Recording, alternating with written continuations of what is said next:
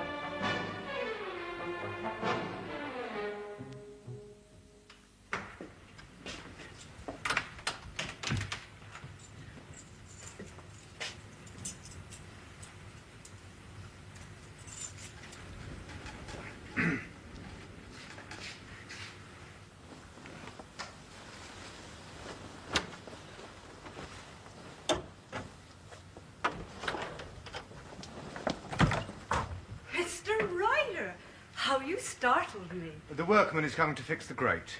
Lady Morcar has only just gone. And she will not be back for an hour. No, not now. Well, what's wrong? You said the man was due. He doesn't matter. We must be careful. Good morning. I come to see the fire. Just about time too, Horner. You're late. Oh, I'm sorry, Mr. Ryder. I only just got a call. Yes, we'll get on with it now. Well, now that he's here, Miss Cusack, perhaps we can deal with that other matter. Very well, sir.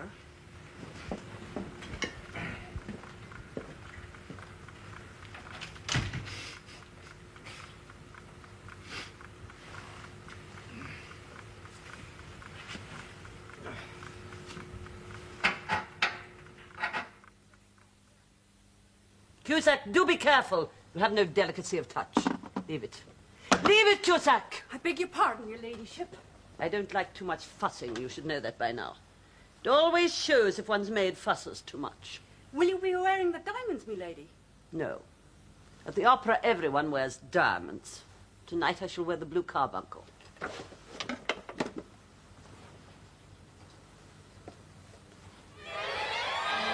It's the manager. Summon the police. I've been robbed. Your references are very satisfactory, Mr. Holmes.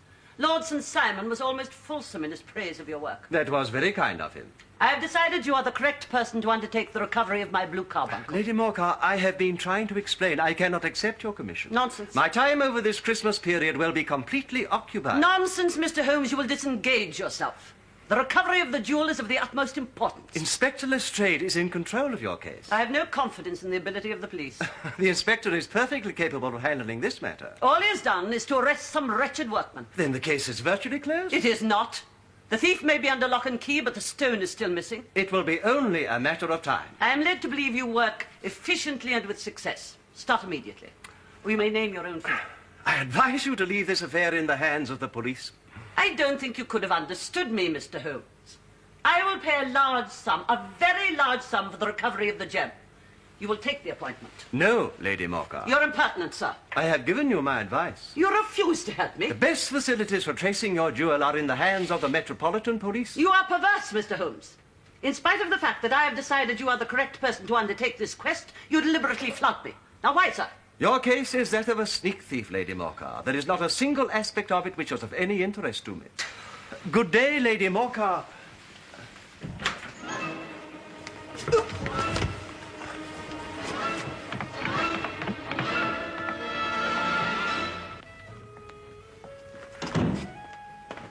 Now, Watson, all ready to leave? Yes. I hope your 2 days in the country will do you good. Thank you. Mrs. Hudson has been warned not to expect you back until the 23rd. That is correct? Yes. Excellent. Holmes. Then you'll be able to accompany me to a recital in the afternoon of Christmas Eve. Eh?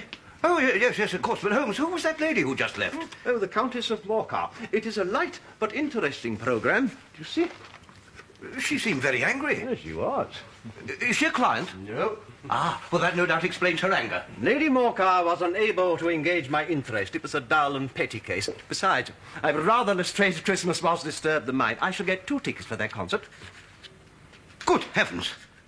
Irene Adler. Holmes says she's going to sing at the Queen's Hall. I shall be interested to see if her musical talent is equal to her other powers.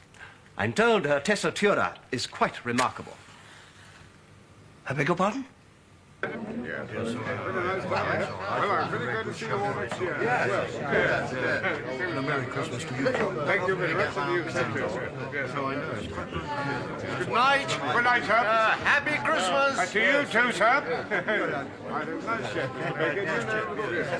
Come to the season. Star with royal beauty bright, westward leading, still proceeding, guide us through thy perfect night. Thank you, sir.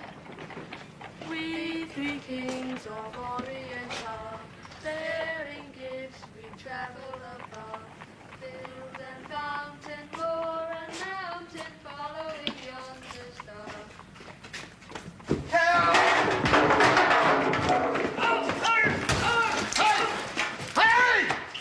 come back here! Come back!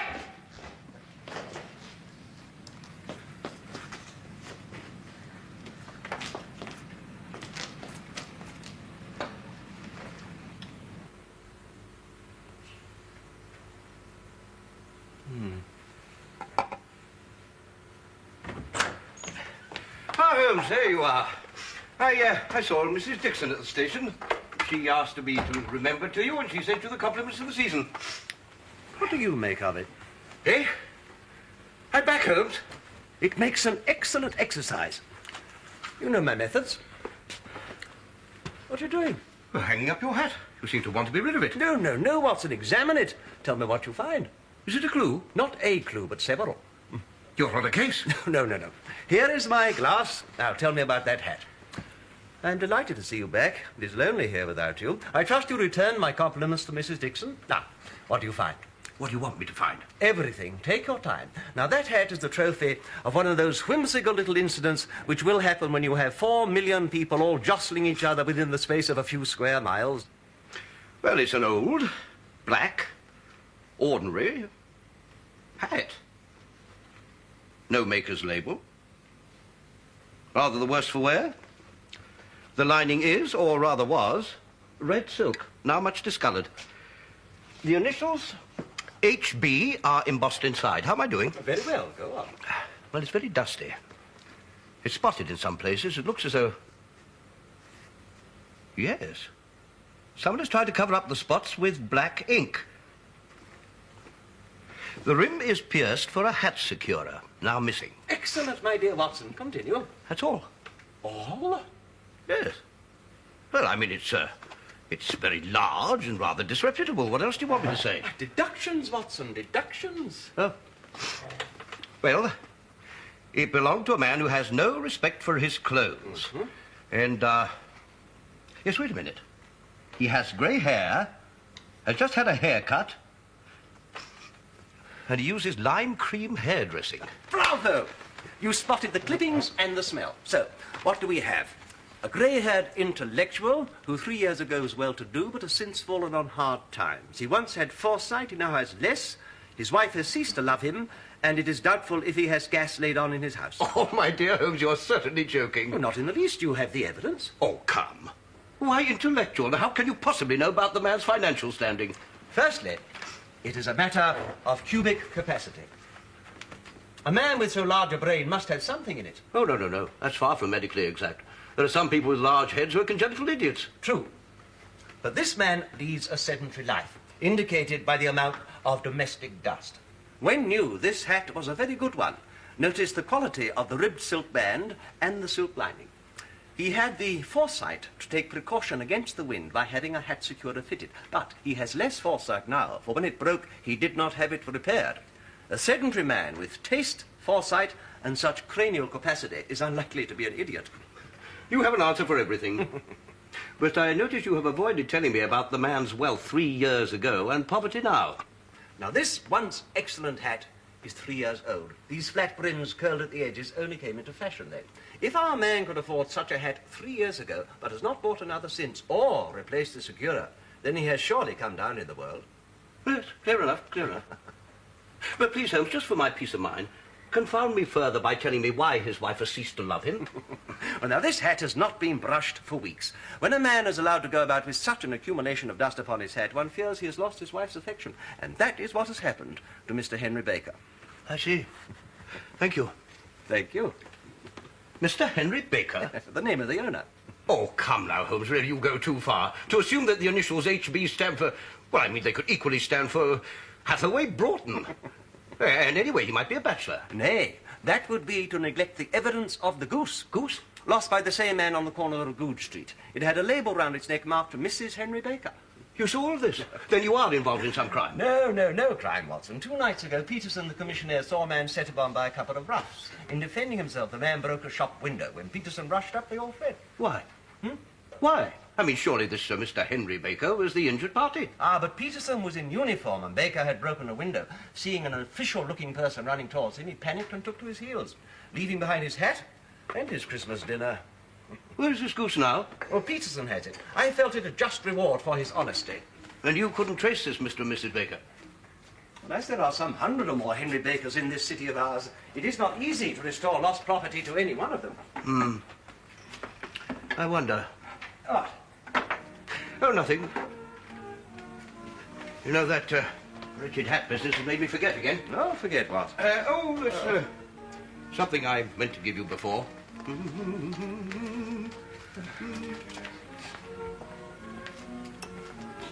It's a small present for Christmas.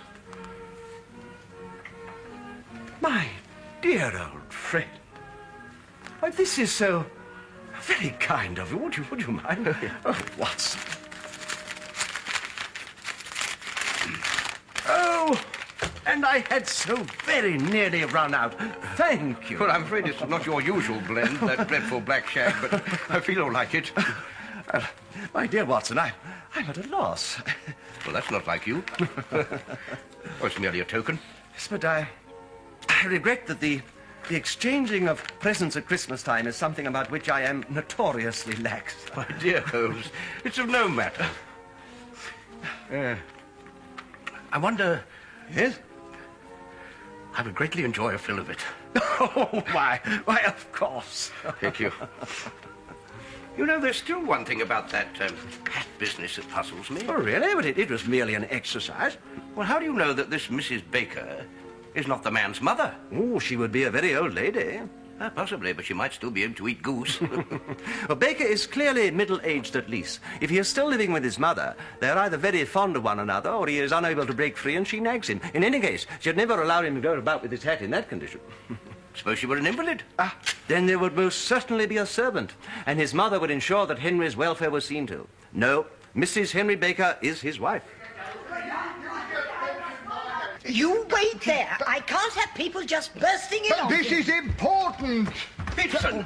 What, Mrs. Hudson, what is this? He just came rushing up, I've sir. got to see Mr. Holmes. Come in, man, and calm down.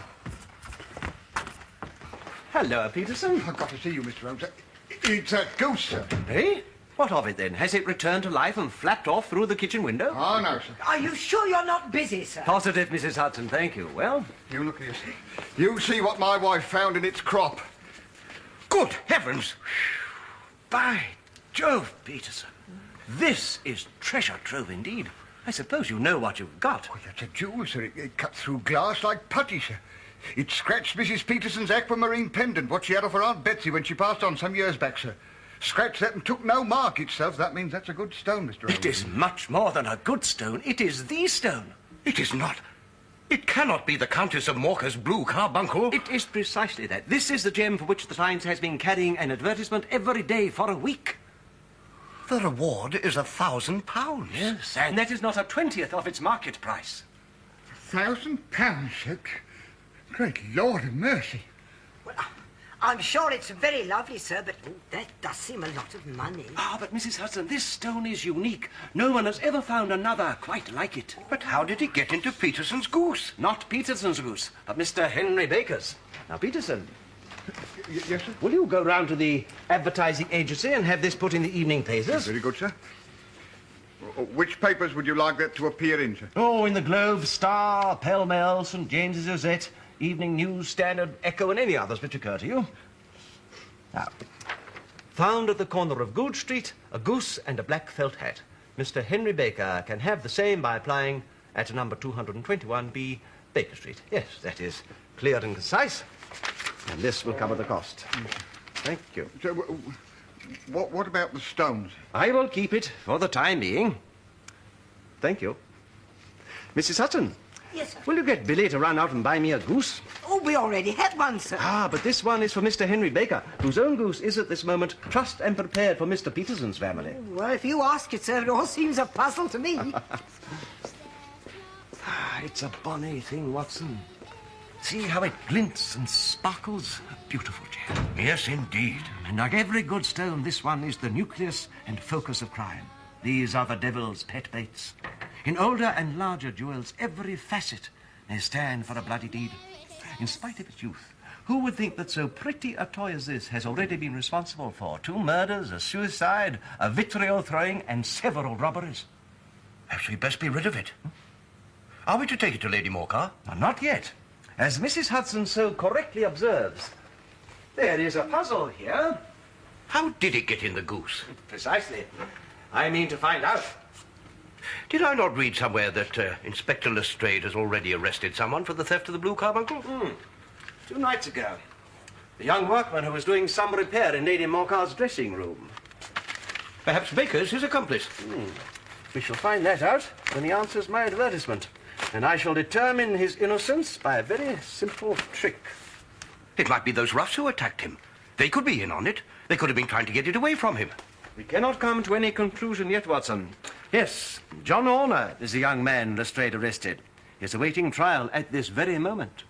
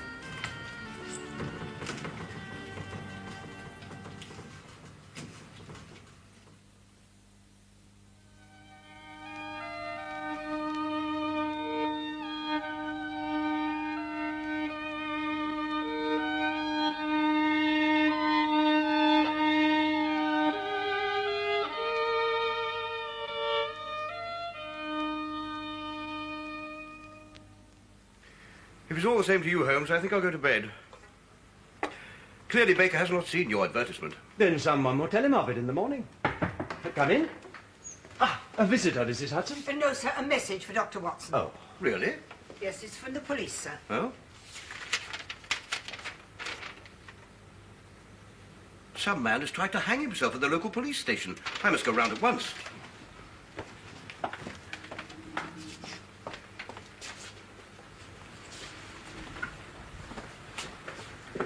Thank you, Mrs. Hudson.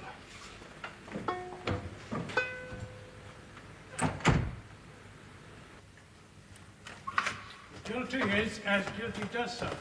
He's been in trouble before, and now this jewel robbery. Our master Horner hasn't got much to live for. Horner? The Countess of Morcar's case, sir. Seem to be dogged by it.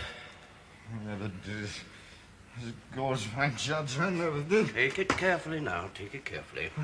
You're going to be all right. I must congratulate you, Sergeant, on your prompt rescue. He had no time to do himself any real harm. Please, sir. You gotta help me. Now then, enough of that. Like them all, Dr. Watson, he claims he's innocent. I am. It's a hard case. Sergeant. Will you leave me with my patient?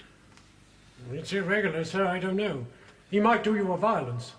I am a physician, not a judge. I see no violence in him, and precious little that is criminal. He won't harm me. Well, sir, I don't know. Thank as I you, really Sergeant. want to. Thank you. It was a foolish thing to try. If you're innocent, they'll find it out at the trial. I am. They won't. Because of the other business. What other business? I was in trouble before, sir. They caught me out in a lie. They'll never believe me now. It'll be a long stretch. Not if you are innocent. I was to be married in January. It's all off now. All because of this robbery they say I done. Calm down. I swear I didn't do it. I never even set eyes on a wretched thing. With the blue carbuncle? Yeah, something like that. You gotta help me. I'm innocent. I'll do what I can.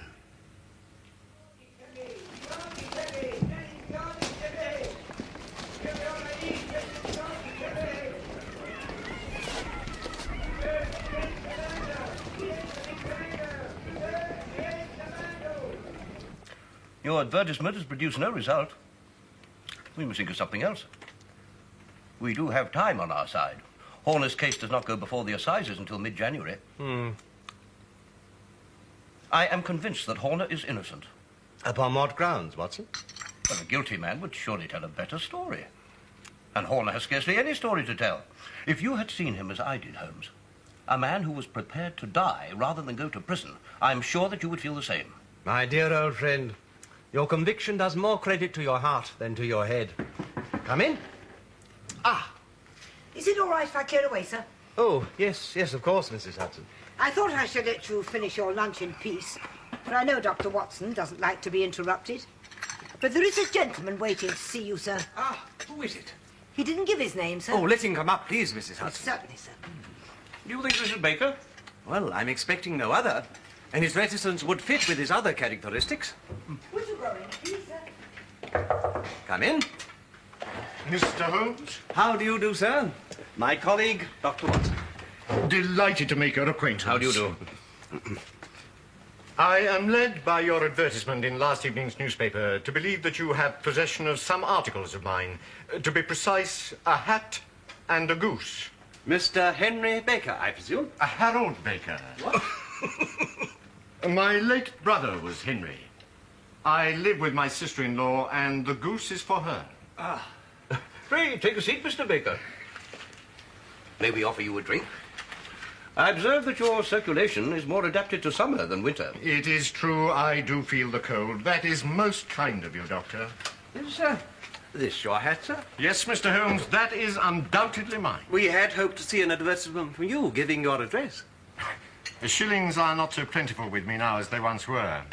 I had no doubt that the roughs who assaulted me had carried off both my hat and the bird. I did not care to waste money in a hopeless attempt to recover them. I understand. About your bird, I'm afraid it is gone. Gone? Well, yes. It would have been no use to anyone had we kept it any longer. But I presume that this other goose, which is about the same weight and perfectly fresh, will answer your purpose. Oh, certainly, certainly. Of course, we still have the feathers, legs, crop, and so forth of your own bird, should you show... They might be useful to me as relics of my adventure, but beyond that, I cannot think what use the disjecta membra of my late acquaintance are going to be. No, sir, I think that with your permission, I will confine my attention to the excellent bird I perceive upon the sideboard. There is your hat, then, and there your bird. By the way, would you tell me where you got the other one? I am somewhat of a fowl fancier, and I have seldom seen a better grown goose. Why, certainly. It happens that there are some few of us who frequent the Alpha Inn near the British Museum. We are to be found in the library during the day, you understand. Naturally. This year, our host, Windigate by name, instituted a goose club. Goose club? By which, on consideration of some few pence each week, we were each to receive a bird at Christmas. My pence duly paid, I chose a goose, and the rest is familiar to you. Thank you. It is I who am indebted to you, sir, both for this bird, which will bring an unaccustomed smile to the face of my late brother's wife, and for the return of my hat. To wear a Scotch bonnet is fit neither for my years nor my gravity. I wish you both a happy and prosperous New Year. And the same to you, sir. Allow me, Mr. Baker. A happy New Year to you. Well, our Mr. Harold Baker has been a great help to us.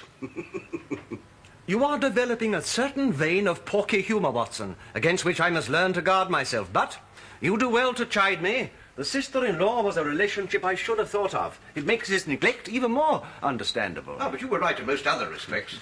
Though I did forget to ask him if he had gas laid on in the house. Oh, those tallow stains upon his hat, which you tried to cover with ink, must have come from a candle. What man uses a candle if gas is fitted? Ah, but supposing his sister-in-law, suffering with him the strictures of poverty, will not allow gas to be used in the house, as the candles are cheaper. Possibly, my dear Watson, very possibly. After the concert this afternoon, will you partake of some refreshment with me at the Alpha Inn in Bloomsbury? Delighted, Holmes. And perhaps we may have a few words about geese with mine host, Mr. Windyridge. Windigate. We three kings of Orient are, staring this we travel apart. Thank you, sir. Mountain wall and mountain following yonder. Good evening. Good evening. Good evening, gentlemen. A seasonable cold night. Oh, it is indeed. 2 glasses of your ordinary, please, landlord. Watson.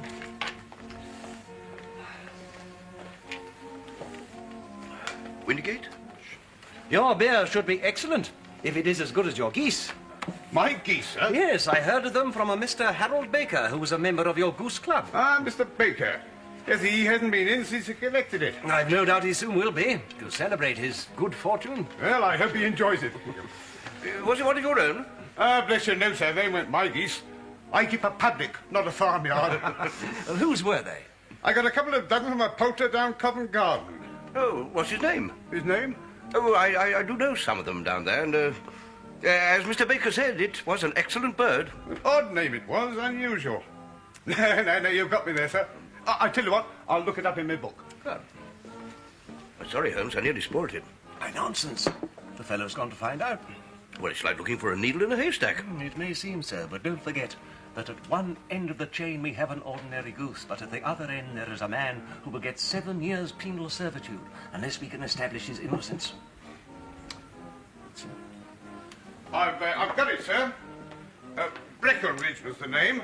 Breckenridge? No, I'm afraid I don't know him. Well, here's good health to yourself, landlord, and prosperity to your house. Oh, thank you, sir. Come along, Watson. Good night, and a very happy Christmas to you. Good night, sir, and the same to you both. Good night. Good night. Our inquiries, Watson, may confirm Horner's guilt. I cannot believe it will be so. In any case, we have a line of investigation that has been missed by Lestrade, and which by mere chance has fallen into our hands. Let us follow it to the end. And now for Mr. Breckenridge. Faces to the south, then. And quick march.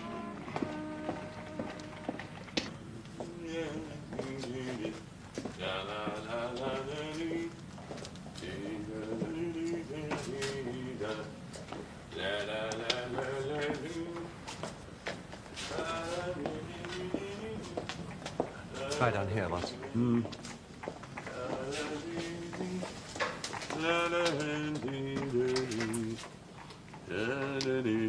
Good evening to you. It is a cold night. Yeah.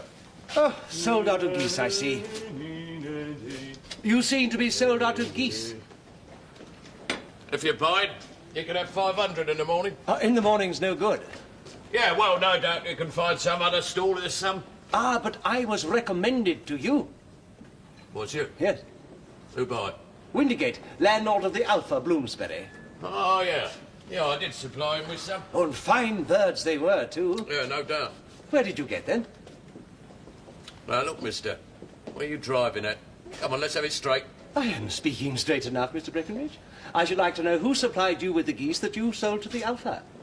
Yeah, well, I talk straight to you too, mister. I'm not telling you.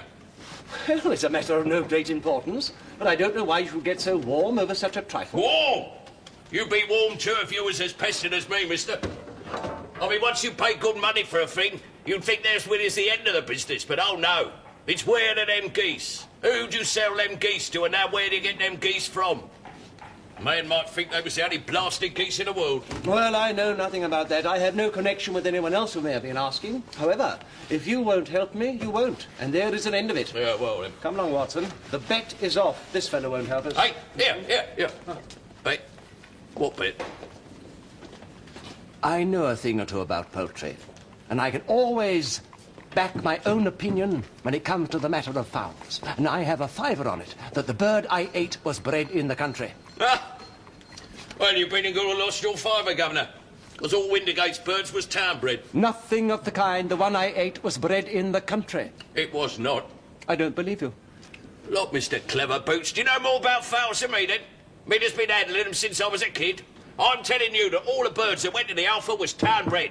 You will never persuade me to believe that because I know. Well, you bet on it, then? Well, it's merely taking your money, but yes. Just to teach you not to be so obstinate, I'll wager a sovereign. Right, then, Mr. Cockshaw. And you, sir. I thought as how I was out of geese, but it would seem we still got one here. Now, then, you see this little book?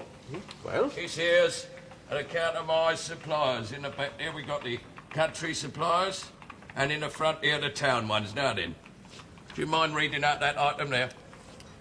Mrs. Oakshott, 117 Brixton Road, Eggs and Poultry, page 43. That refers to this ledger. Here's all my buying and selling. Now then, 43.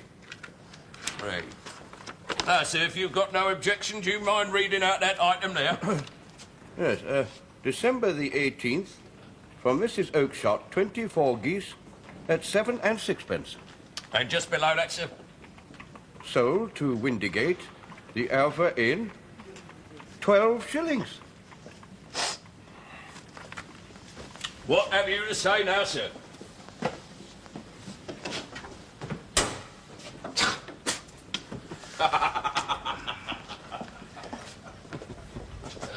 You seem amused at the loss of your sovereign, Holmes. When you see a fellow with whiskers of that cut, Watson, and a copy of the Pink 'Un protruding from his pocket, you can always draw him by a wager. I could have laid £100 in front of him, and he would never have given me as much information as he did when he thought he was doing me down over a wager. Yes, it would seem that he refused his other questioners. Clearly so, and as there are others who seem anxious about this matter, the point to be decided is whether we visit her, Mrs. Oakshott tonight, or leave it until tomorrow. Well, it is getting rather late, Holmes. Yes. And we do have the blue carbuncle after all. And you're anxious for your supper. Geese! I'm fed up with you and your geese. You want to buy a goose off me, you come back tomorrow morning. I don't want a goose tomorrow. Then you could go to the devil. I must know who bought the others. Look, if I have any more of your silly questions, I'll set the dog on you. Mrs. Oakshott said... Mrs. Oakshott, you bring her here, I'll tell her. I mean, who do you think you are? Did I buy the geese off you, then? No, but one of the geese was Tell mine. Mrs. Oakshott. Mrs. Oakshott asked me to ask you. Look, you can ask the King of Prussia for all I can. I've had enough of you. Be off with you. So we'll have a word with this fellow. Be off with you. I'm here pestering me about your geese. And what are you lot gaping at? Hey, go on, get out of it. What do you want? Just a questions, if you'll excuse me, sir. I could not help but overhear your conversation with Mr. Breckenridge, and I believe I can be of some assistance to you. What could you know about this? Who are you? My name is Sherlock Holmes. It is my business to know what other people do not. You can know nothing about this. Excuse me, but I know everything. You are endeavouring to trace some geese, are you not? Yes. Well, 24 geese were sold by Mrs. Oakshott of Brixton Road to Mr. Breckenridge for a certain sum of money. He, in turn, sold them for a larger amount to the landlord of an inn, who was running a goose club of which a Mr. Harold Baker was a member. Yes, but what was the name of the inn, sir? That is precisely what I'm trying to find out. Why? I'm afraid I'm not at liberty to reveal that. Yeah, and I think we'd better discuss this matter in a cosy room rather than this windswept marketplace. Watson, could you find us a cab? Certainly. By the way, sir, pray tell me, whom have I the pleasure of assisting? My name is John Robinson. Oh, come, sir, your real name, please. It is always awkward doing business with an alias. Well, very well, if you must know, it's James Ryder. Precisely, sir. You are an under-manager at the Hotel Cosmopolitan, and you have been of great assistance to the police, I believe. Holmes? Yes? Oh, fine. I shall be able to tell you everything you want to know when we get to Baker Street.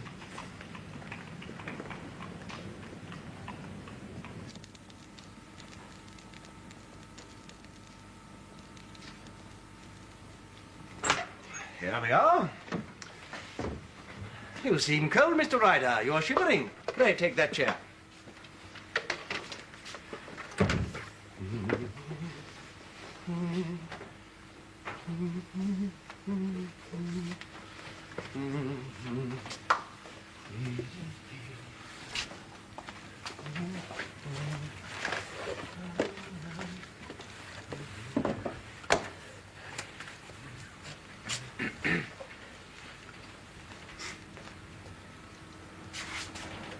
Now, Mr. Ryder, what is it you wish to know? Which pub was it that these geese went to?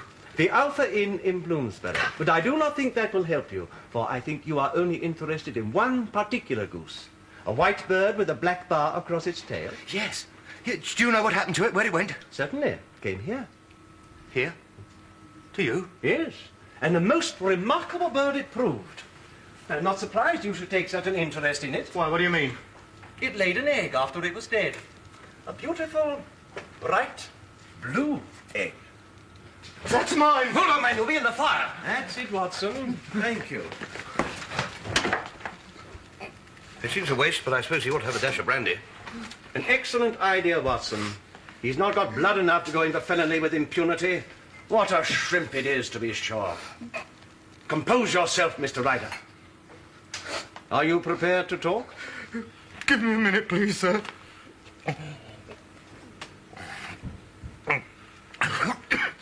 That's better. Now you begin to look a little more human. Since I have every link in my hands and all the proof I need, there is very little you have to tell me. Still, that little may as well be cleared up, just to make the case complete. In the first place, how did you know where the stone was kept? Oh, Catherine Cusack, her ladyship's maid, she told me. Well, she egged me on. We were going to... We had intended to... I see. The temptation of easily acquired wealth was too much for you. I've never stolen so much as a farthing before, Mr. Holmes. You've got to believe We're me. hardly talking of farthings. You have the makings of a pretty villain, Ryder. You knew that you could accuse Horner and that suspicion would rest easily upon him because he had been in trouble before. I suppose you arranged that he was to be the one to come and do the repair in Lady Morcar's dressing room. Yes, well, her ladyship had been complaining as usual and the regular man was away. So you and this woman, Cusack, seized your opportunity. After Horner had left, you rifled the jewel case, raised the alarm, and had the unfortunate man arrested. I'll never forgive myself, Mr. Holmes. For pity's sake, have mercy on me. I've never done nothing wrong before. You've got to believe me. Get up, man. Get up and sit over there. It's all very well for you to cringe and crawl now that you've found out, but what about Horner? You sent him to the dock for a crime he knew nothing about. Yeah, I'll write a confession. I'll leave the country. I'll do anything you want. Only please, please, don't hand me over to the police. What happens will depend upon you. Firstly, give us a true account of how the jewel got into the goose and the goose onto the open market. The truth, Ryder. For there is your only hope of safety. I'll try, sir. I'll try to tell it exactly as it happened. Well, after they arrested Horner... At your instigation? Yes, well, I realised I'd got to get rid of the stone quickly before the police took it into their heads to search me. Yes, that thought might have occurred to Lestrade's sense of the obvious. Go on, Ryder. I didn't dare leave it in the hotel, so I slipped out for an hour and I went straight to my sister's place in the Brixton Road. Ah, the celebrated Mrs. Oakshott. Yes, that's right, sir. She fattens fowl for the market. Well, all the way there, every man I saw seemed to be a policeman or a detective, and although it was bitterly cold, the sweat was pouring down my face. When I got to her place, I must have looked so odd because she asked me what was wrong. Well, I told her about the robbery in the hotel, and I said I was upset because it was on my floor. Then I went out the back by the goose pens to smoke a cigarette and think things out. Well, I've got this friend up in Kilburn who served time, and I knew he'd show me how to turn the stone into money, but the thing was, how was I going to get the stone to him in safety? I mean, supposing they searched me and they found the blue carbuncle in my pocket.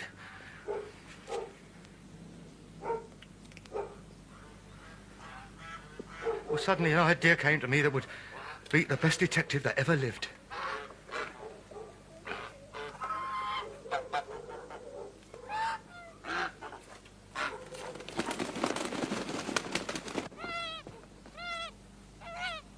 Jim! Jim! Where do you think you're at? Jim! Put that bird down, that's not yours. What are you doing with it? You promised me one for Christmas. I was just selecting one. But we've got yours set aside already. Jim's bird, we call it. It's that big white one over there. Well, look, if it's all the same to you, Maggie, I'd rather have the one I handled. But we've fattened yours up special. 26 birds there are. 2 dozen for the market, 1 for you and 1 for us. Yours and ours are a good 3 pounds heavier than Yes, the well, rest. that's very kind of you, Maggie, but I don't want you to think I'm ungrateful, but I'd rather have the other. But... Oh, all right then, but don't expect any favours in the future. Thank you, Maggie. Which is the one that's so taken your fancy? The one with the barred tail. Look, can I take it with me now? Do what you like, but you can catch it and kill it yourself, because I'm not going to.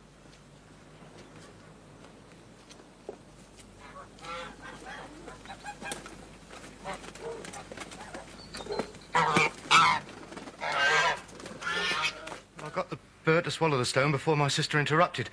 Now I caught it and I killed it and I took it to my friend's place. Well, we cut the bird open, we sliced that bird up into little bits, but there was no sign of the jewel. My heart turned to water. I rushed straight back to my sister's place, but when I got there, the pen was empty.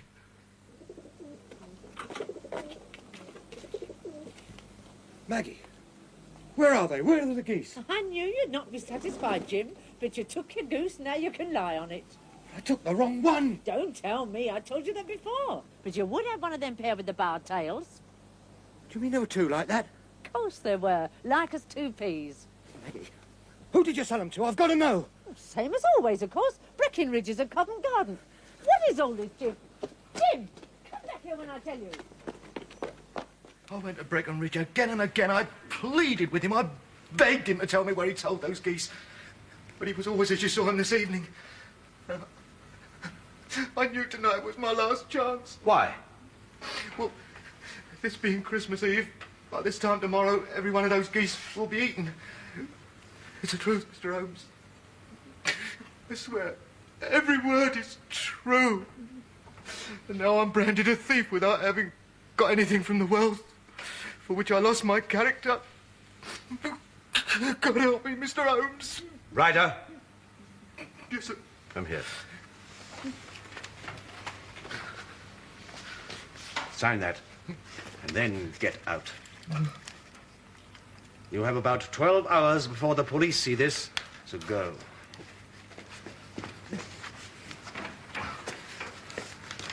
God bless you, Mr. Go!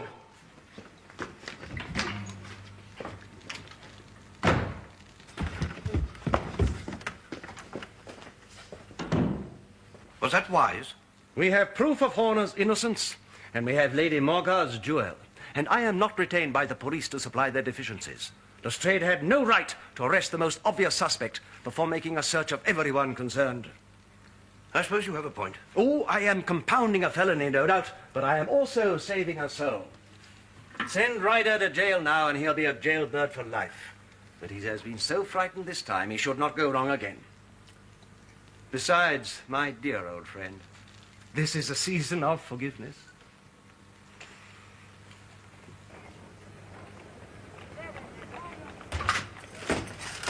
Are you ready then? Well, come on.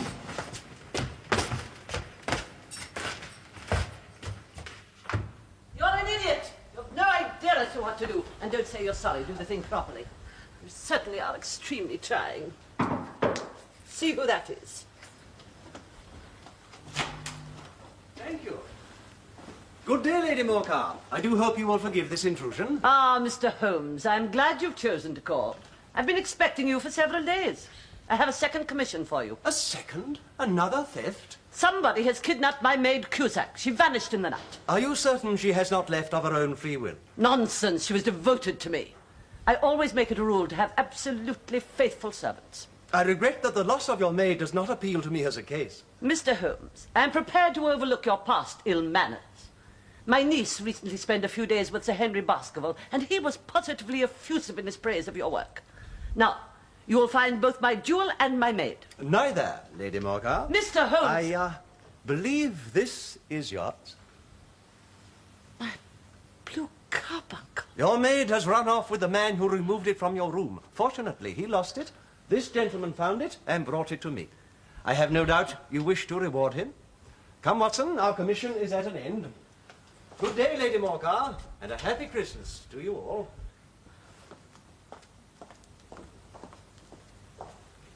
Thank you, my dear Holmes, thank you. I wouldn't mind being knocked down 100 times by her just to see you do that again. My dear Watson, we must return to Baker Street and undertake another investigation, in which also a bird will be the chief feature.